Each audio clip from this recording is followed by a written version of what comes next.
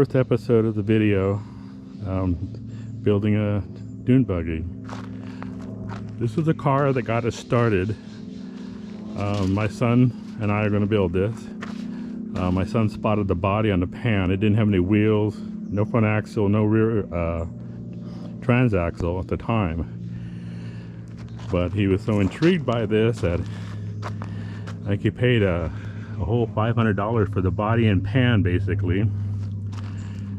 I brought it over here for me to look at and see what we could do. And first thing you notice about this, somebody's cut the front for whatever reason. This particular body is what they call a long body. In other words, the pan isn't shortened. And most of the original Max bodies, the pan was shortened. This one is a long body on an uncut chassis. Now, looking this over very carefully, aside from being old and very dirty, you notice it has a lot of repairs on it and stuff going on in the back here.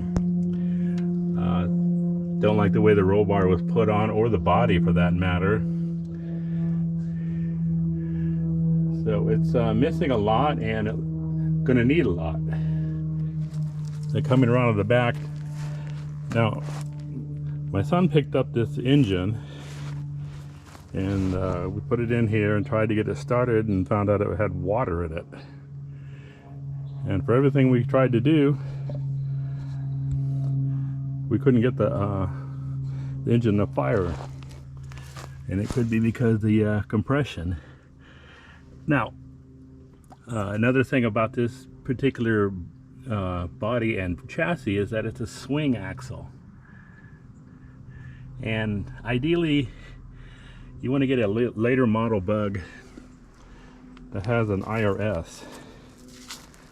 And so anyway, when my son bought this, it didn't have any axles, no transaxle, and no engine.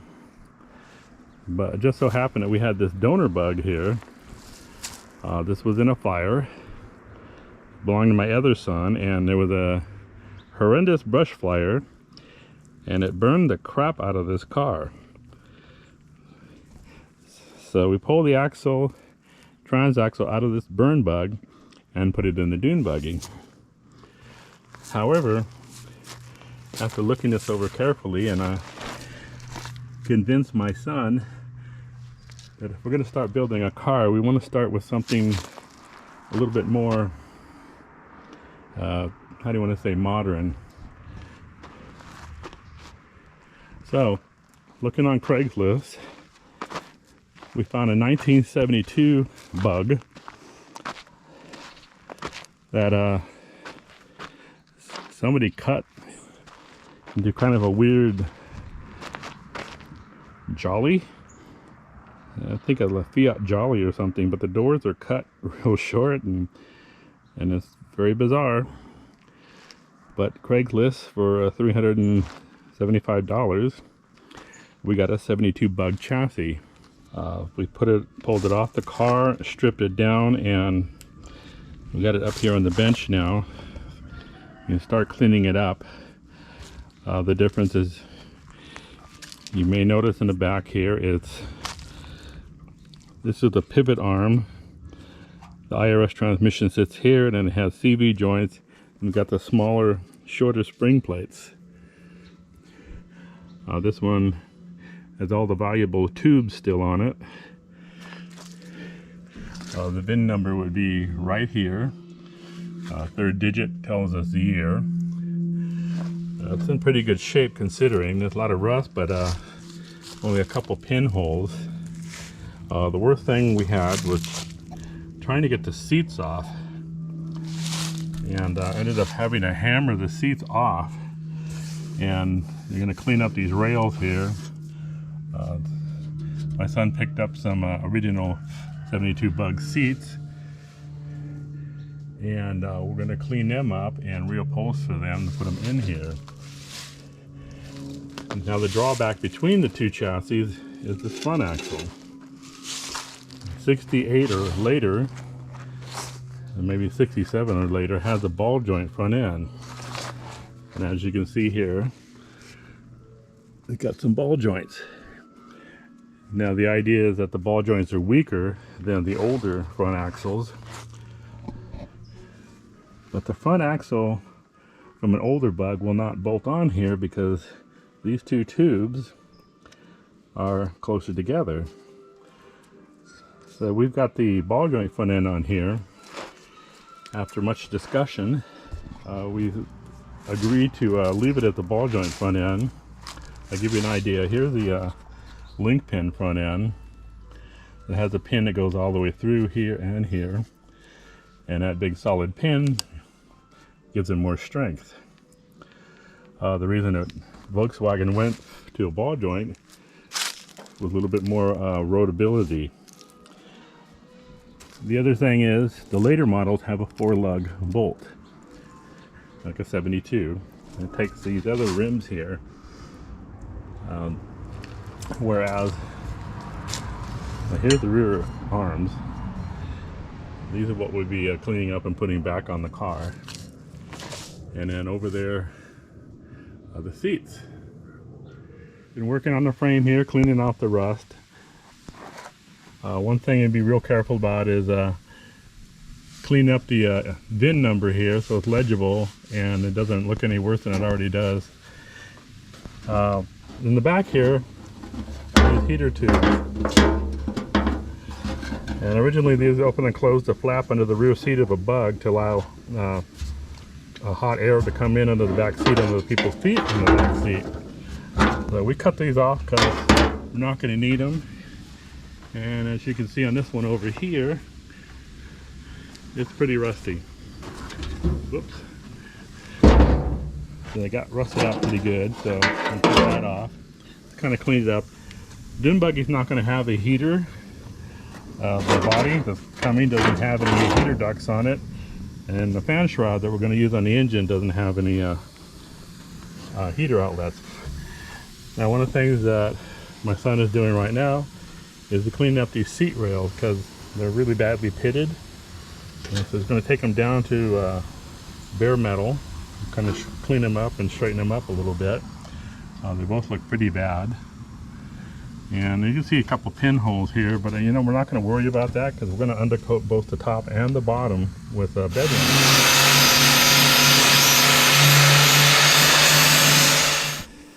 So here we are, still working on the chassis.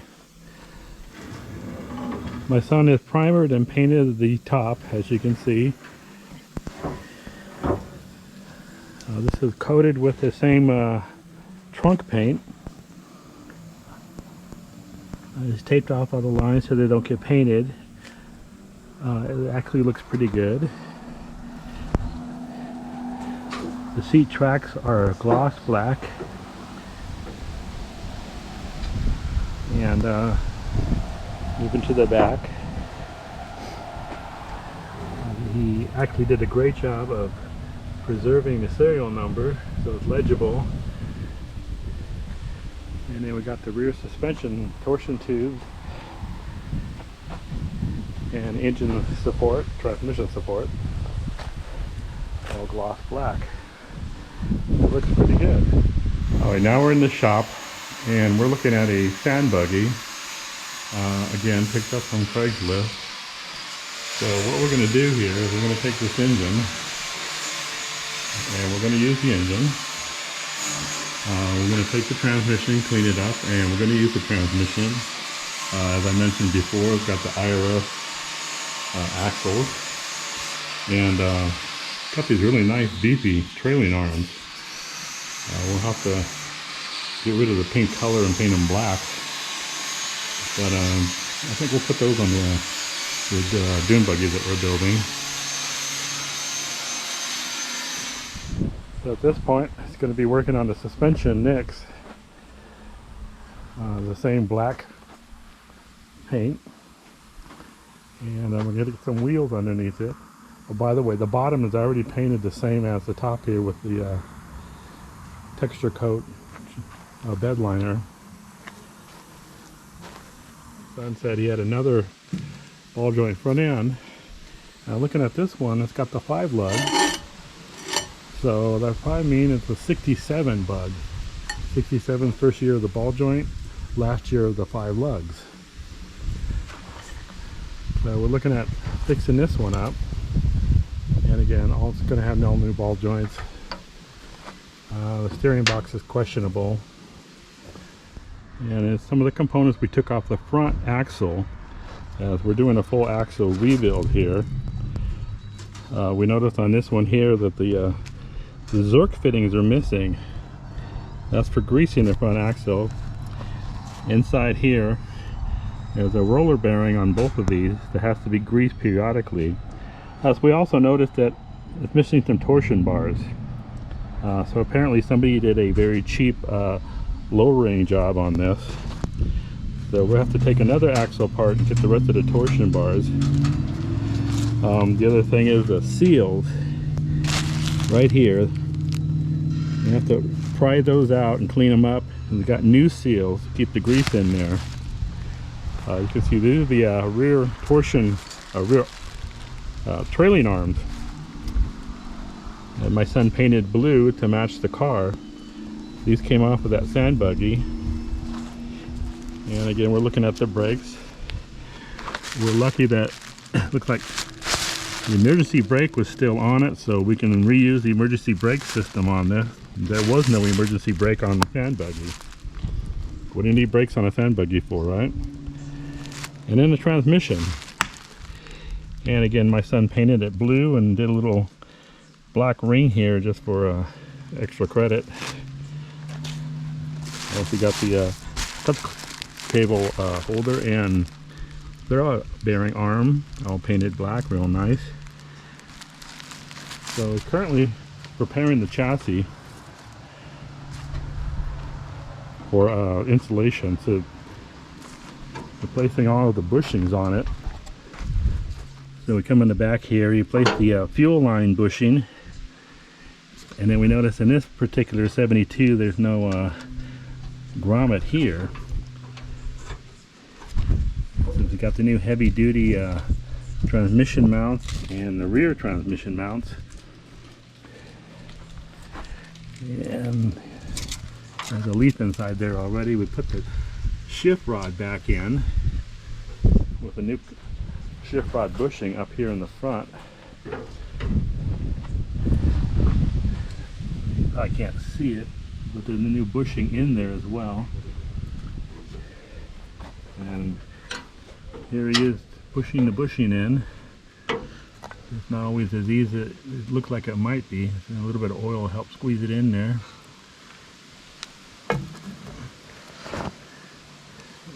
And pretty soon we're going to be able to put the transmission in, and then we're going to get the brakes going, and we get the wheels on it so we can roll this thing around.